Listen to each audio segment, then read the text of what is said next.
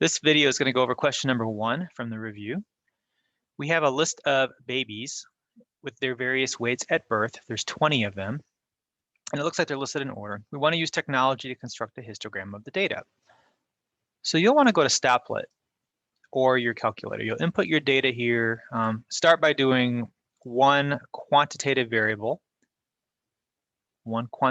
single group, which is one group.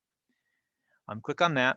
Then you will want to enter your variable name. This is baby weights. We'll use the raw data and separate all your numbers by commas and enter them very carefully. It's really easy to mess up. So make sure all the numbers are in there.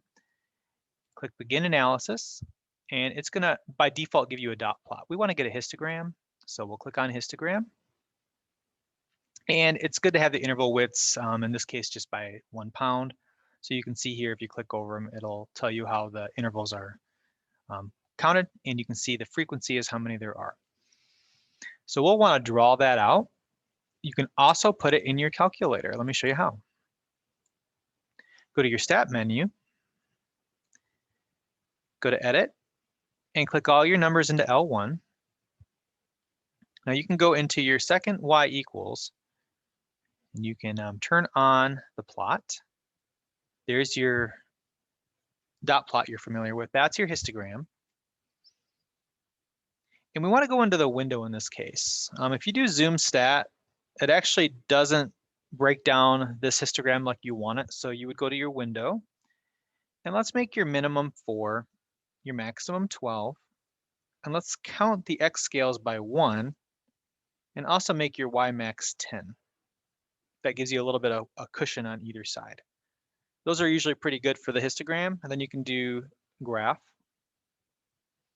And it'll be a little bit more accurate in terms of what this Staplet gives you and what you want to graph. And if you press trace, you can see that it'll give you the breakdown of what's between what and how many there are.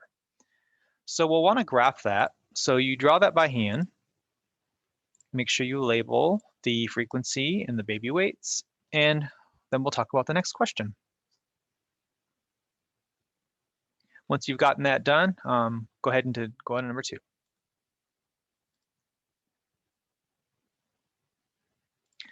Question number 2 says to describe the distribution. Pause a minute and think about what that means. And we did have a little acronym that might help us. VSCO. And I always start with the S first, but the V stands for variability. And variability is like spread, so range, that kind of thing. Variability. S is going to be the shape. What kind of shape is it? Is it skewed right, skewed left? Is it symmetric? Is it uniform? Remember, skewed right would be there.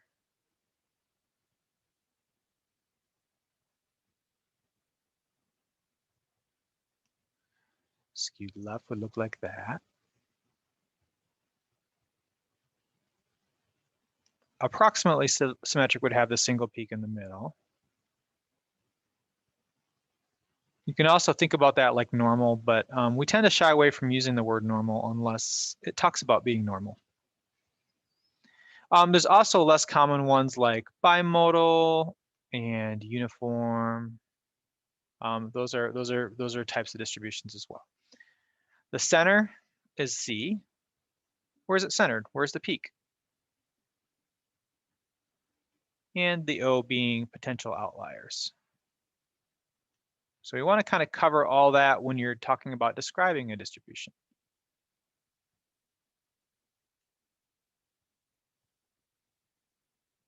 So try to do that description, and then you can pause the video, do it on your own, and then watch my solution.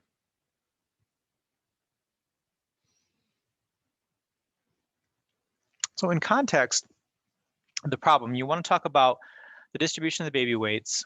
If you look at the data, it is skewed right because it does have its peak on the left side and it tails off to the right. So it's going to be skewed right. And that peak is going to be somewhere in here. Now you can actually figure out what the median is by just counting. We know there are 20 of them. So if you do 20 divided by 2, that's 10. And so if you count 10, here's 1.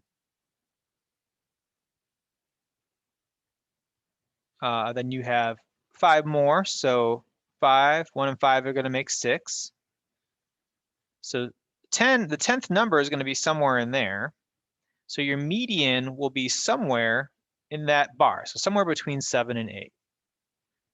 And indeed, if you count up, the median is going to be between 7.5 and 7.75. So the median will be somewhere in that group because if you just by the frequency counts. So when you're describing this, we want to say it's skewed to the right with a single peak between 7 and 8 pounds. So the median birth weight is between 7 and 8 pounds. There's your center. And then your shape is going to be there. The distribution of the baby weights, so now we're talking about context, right? And then it talks about the range. We can utilize the range, the max minus the min to get the range. There's your spread. There's your variability. And potential outlier at 11.125. We don't know for sure if it's an outlier yet. It seems pretty close to 10, but it is pulling that out quite far. So we can test that's an outlier. In fact, on your calculator, you can test to see if it's an outlier using a box plot. So if you go to your second y equals and you do the box plot with the dot on the end, it'll detect if you have a high or low outlier. So if you do that, do zoom 9, and the calculator is claiming that that is an outlier. So anything above that high number here, this 11.125, is kind of by itself. It's a little bit too far out to be considered within that group. So it is an outlier. And we'll calculate how to get that too. So the summary statistics are, you can get those from Statlet or you can get them from the calculator here. You can see them, and we want to use to determine if there are any outliers in the set. So before we actually do that calculation here, let's verify on Statlet that you can get those values. And they're usually going to pop right over here. So those should compare to what we had. And let's also verify on here how to get those. So you can go to Stat, Calc, one variable stats, and go to Calculate. And there's your mean. There's your standard deviation. This is a sample standard deviation, so S of X. Your number, your min, your quartile 1, your median, your quartile 3, and your max. So all that value, set of values is also from your one variable stats as well. So remember in this problem, think about the IQR 1.5 IQR rule. All right, look that up, try to do this problem, and then you can check my work.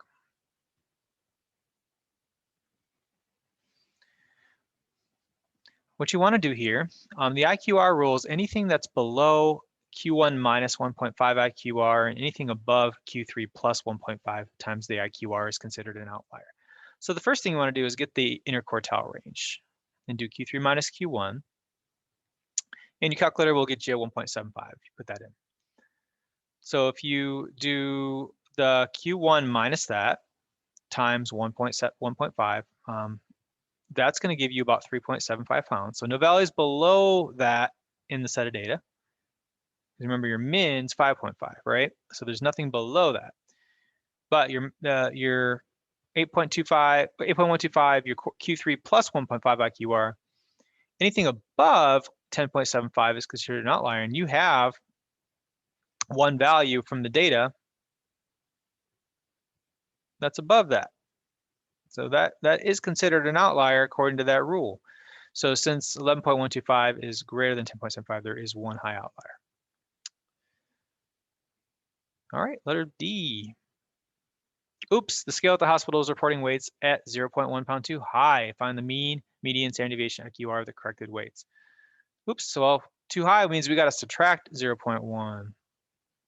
See if you can figure out the new mean, median, standard deviation, and IQR. Pause the video, try it on your own, and check it with me when you're done.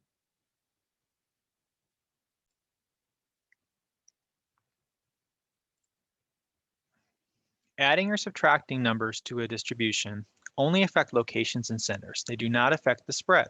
So remember to notate that the standard deviation and IQR are going to stay exactly the same.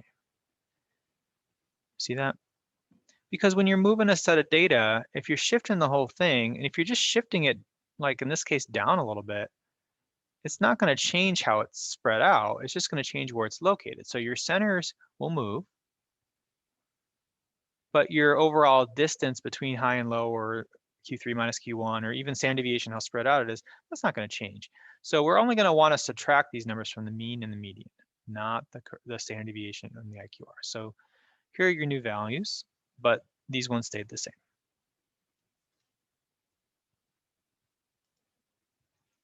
Letter E, your aunt in London wants to know about the distribution of weights for these 20 babies in kilograms. Each pound is 0.5 kilograms from the new mean, median, standard deviation, IQR. We want to multiply by 0.45. The multiplication does affect the spread. So it'll affect the location, centers, and the spread. It's going to change it. It's going to either make it narrower or wider. So if you multiply by 0.45, that's going to tighten that spread up, okay? So everything will get multiplied by 0.45. Now, keep in mind when you're doing this problem that these two numbers are the corrected means. Remember, we subtracted 0.1 from those mean and medians. So we got 7.581 and 7.5252. So those are the numbers we're going to multiply by 0.45. But our standard deviation and IQR weren't changed in the first place. So these were changed before. So we have to utilize those corrected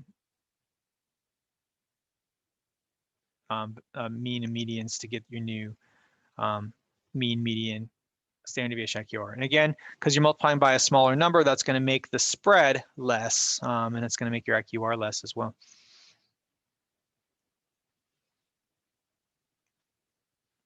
Okay, letter F, Mrs. Pendleton's husband weighed 11.125 pounds at birth. Calculate and interpret his Z-score. Z is a standardized score. We standardize by comparing to the mean of 0 and standard deviation of 1. We do that by taking your value, minusing the mean, and dividing by the standard deviation. So we take our value, minus the mean, divided by standard deviation. Always interpret in context. So let's look at, see if you can figure that out, or then you can check the answer with me after you unpause it. So her husband's 11.125 pounds. We remember the original mean was 7.681. Right, that's from the original 7.681, and the standard deviation was 1.465. So we're not doing the adjusted ones in the previous problems. We're just going to use the original ones, and that's going to get you 2.35. All right, so subtract those first, then divide by that number. That's your Z-score. Now what that means is that's 2.35 standard deviations above the mean because it's positive. If it's negative, it's going to be below the mean. So positive is above. Negative is below. So it's how many standard deviations above or below the mean. So that's kind of how you want to interpret that. And last one for this problem. Suppose another baby is added to the data set who was born 5 weeks early and weighed 3.25 pounds. How will adding this value to the data set affect the mean, median, standard deviation, and IQR? So when you think about this, 3.25, going back to here, we said anything below 3.75 is considered an outlier. So now we're throwing an outlier into here. What's that going to do? Pause the video, see what you think that's going to do. Try putting the number in, seeing how that changes. And then we'll go through it together.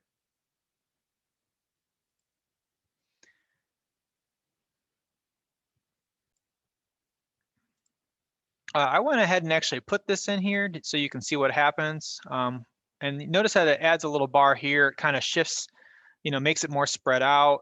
If you add a lower number here, it's going to decrease the mean. It's going to decrease the median. It's going to spread out the data. But notice the numbers. See, the original mean was, I have it here. It was 7.681. Notice that it's down to 7.47. Pretty big difference there. The original median was 7.625. This is 7.5. So that median is slightly not, it's not as slightly drawn down as the mean, because remember, mean are more are, are more affected by outliers and medians. The same thing with standard deviation. Standard deviation is was originally 1.465. Now it's 1.725. It's more spread out. The quartiles, though, notice that quartile is the same exact thing.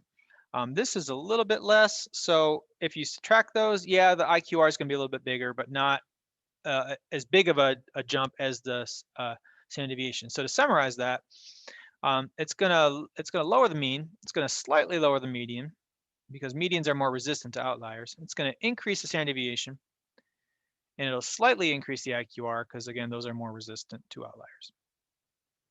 All right.